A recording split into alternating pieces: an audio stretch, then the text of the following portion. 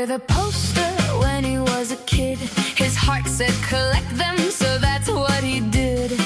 Collecting relics and what's hard to find, a passion for movies that consumed his mind. Spirits and mixers in equal measure. Sit down and have a highball with an eyeball and join the monster as he shares his treasures. Anything spooky that gives you a fright, groovy ghoulies that go bump in the night. Lightning strikes from heaven above. It's Monster-A-GoGo. He's the monster that we love.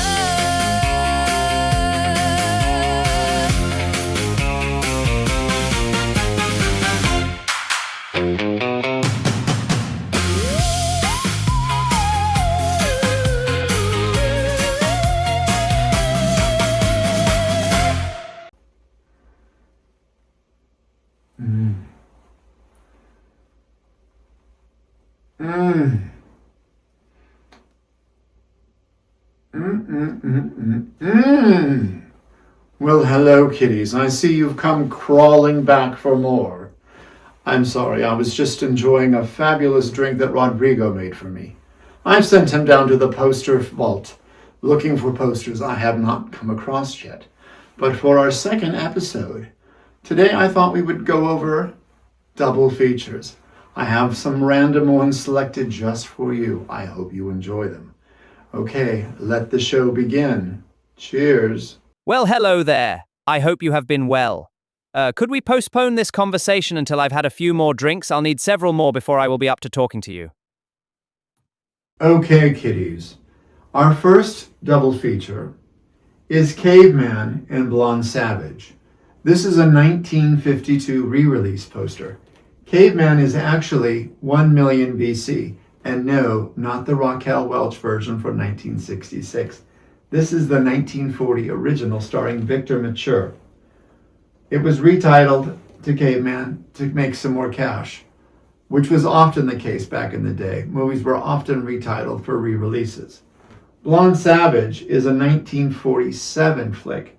It's a low-budget Tarzan wannabe with a blonde woman instead of a man being left behind.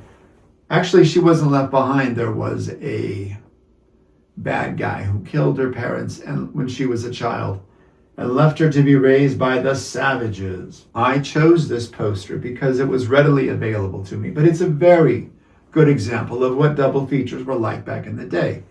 They were often retitling pictures to kind of fool the audience, but the ad campaign is great. I love this. Giant mammoths in mad stampede. Volcanic brimstone traps man and beast. 70-ton monsters in mortal combat. Eek, I haven't seen anything that frightening since there was a clearance sale at Lane Bryant. Blonde Savage also has some good ones. Coils of Death. Native Treachery. And my favorite, Savage Wooing. Ooh. I wonder what that's like. Anyway, here we have this double feature from 1952. Darling, what a delight to see you here. It's been so long. I wish it had been longer. Why don't you go home and delight me even further?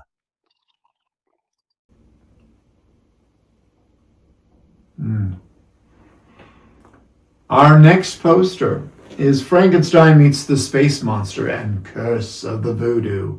This comes from 1965, and I must say that this is one of my favorite posters in my collection. Curse of the Voodoo is, well, not that exciting. Curse of the Voodoo is actually a British film called Curse of the Simba.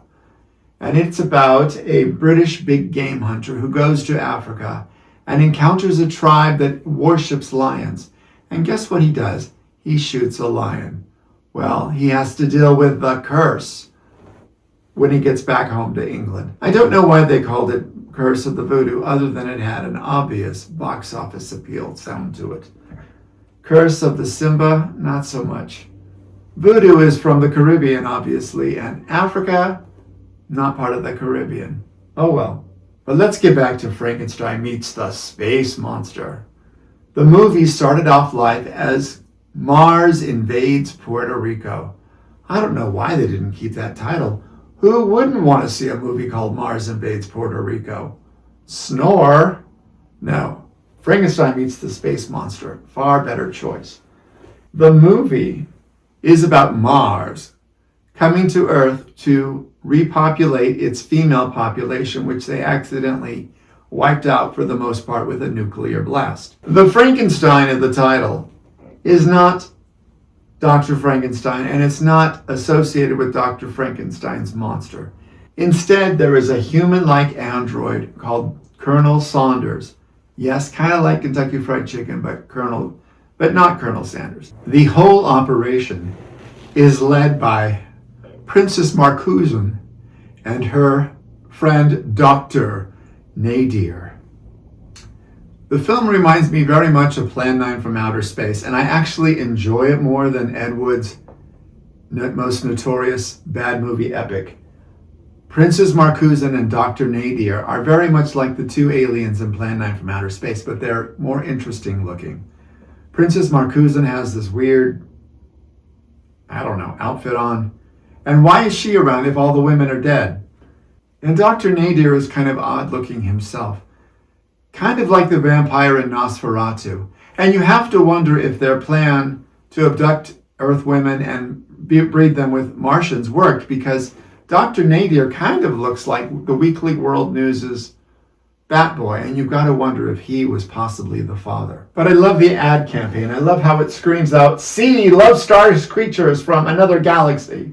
See the invasion of the wild beach party.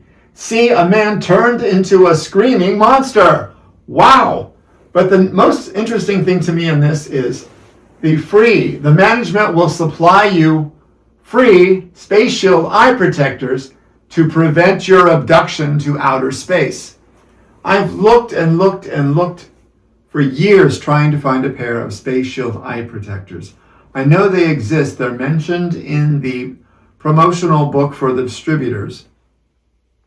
Apparently they were like little glasses that you would hold up to your face with green lenses. I have never been able to find them other than the mention in the press book. I would really like to find some. I've been looking for years, as I said.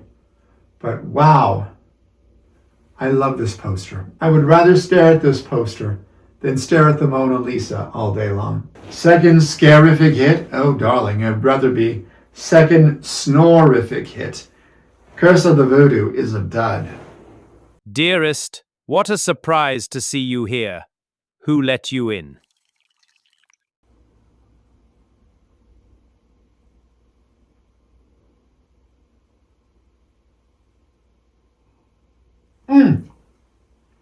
Excuse me.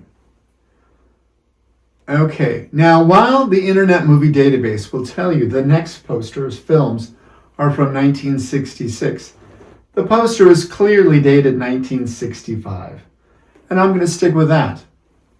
1965 was a fabulous year. Anyway, we have the newest in terror-tainment, Shock-O-Rama. Where have I heard that before? I like it. Let's see the greatest names in terror history in one big show. You've got Billy the Kid versus Dracula. Jesse James meets Frankenstein's daughter. Westerns were a big part of this movie industry for years, like from the inception of movies up until the late 60s, early 70s. Westerns were a staple. When the horror classics of Universal started making their way onto television in the 50s, that kind of revived interest in the horror genre as a whole. So it wasn't a surprise that there was a big horror crossover with these two films. We got Westerns versus monsters. In Billy the Kid versus Dracula, John Carradine plays Dracula, who comes to the Old West for some reason in search of a bride. Now we all know that the Old West was filled with women. Not. Anyway, the woman he chooses for his new bride happens to be Billy the Kid's fiancée. So Billy the Kid is bound and determined to defeat Dracula no matter how he can to save his beautiful fiancée. Oh boy. In Jesse James Meets Frankenstein's Daughter, Jesse and his friend Hank run into Frankenstein's granddaughter. She invites them to stay at her place and sends Jesse into town for supplies or something like that. I don't quite remember. Anyway, she diabolically transforms Hank into Igor, a Frankenstein monster-like character. She tells Jesse later that Hank left. Like he's not going to notice the resemblance to Igor. Whatever. Anyway, you've got roaring guns against a raging monster in this one. Both are not the best movies ever, but they are worth at least one watch. But I love having this poster because it's so Shock-O-Rama fabulous. Hello there. Aren't you looking swanky tonight? Or is the term skanky? Cheers.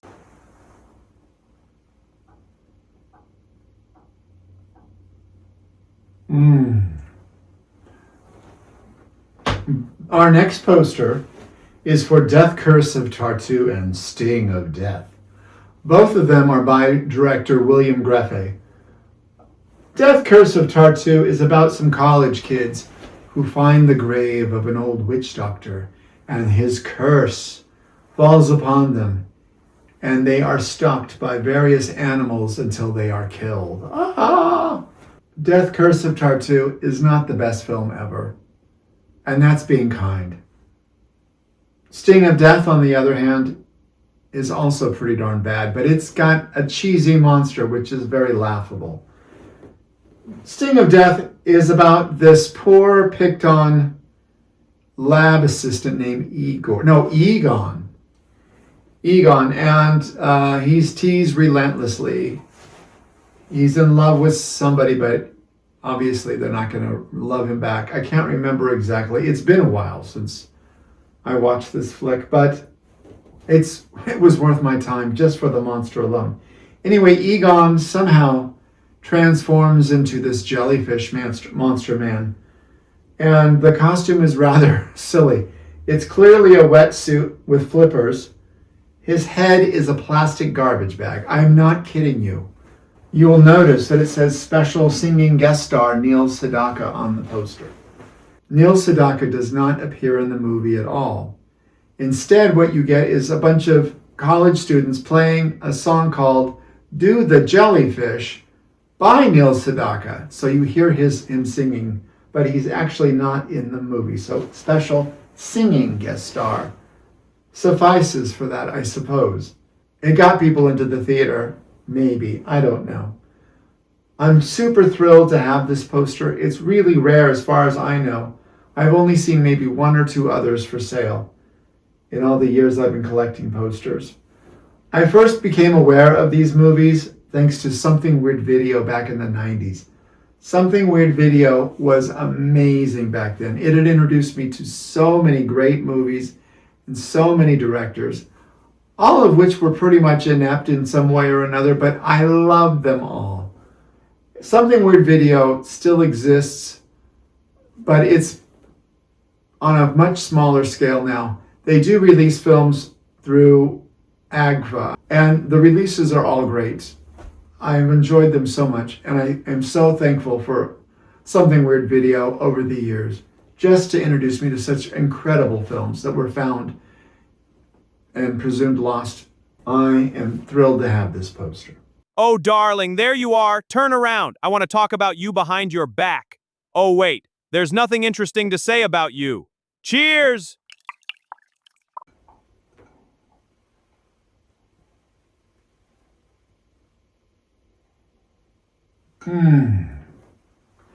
Our final poster for today is the combination I Drink Your Blood, I Eat Your Skin.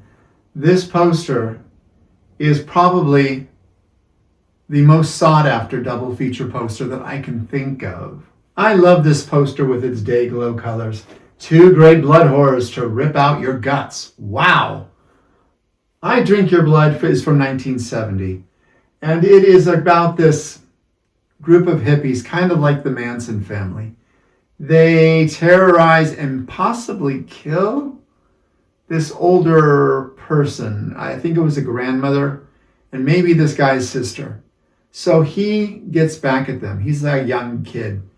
He bakes them a meat pie, and I believe the meat was a rabid dog, And then to add insult to injury, he squirts some of the dog's blood into the pie after it's ready. And he gives it to the hippie group, and they all share the pie and eat it and become rabid. Fabulous. Anyway, they start terrorizing the town, killing people in the town, and or making the other people in the town rabid as well.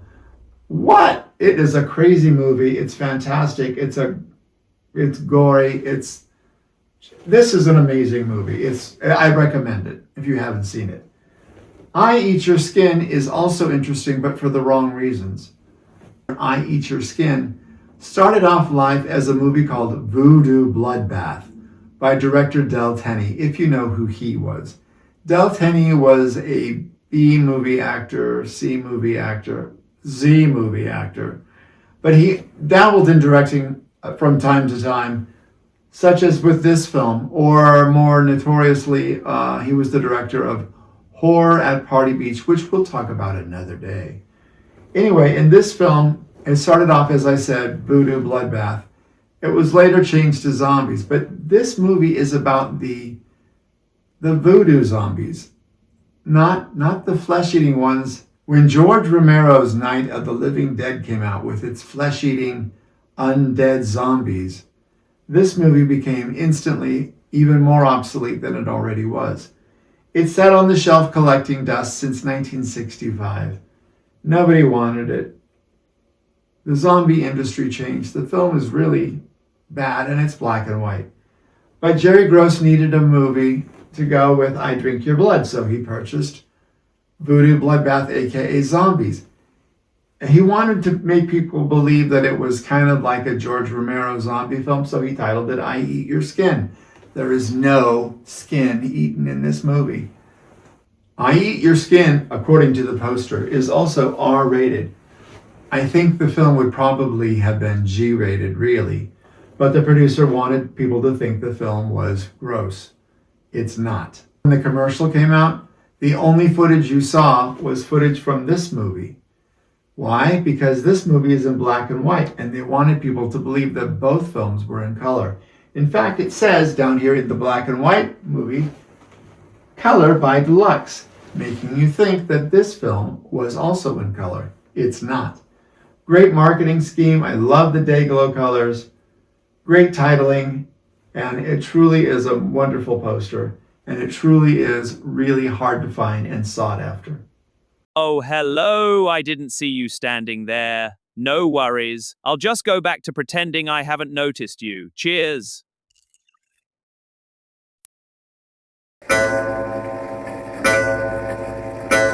Okay, kiddies. That's our posters for today. I hope you enjoyed them.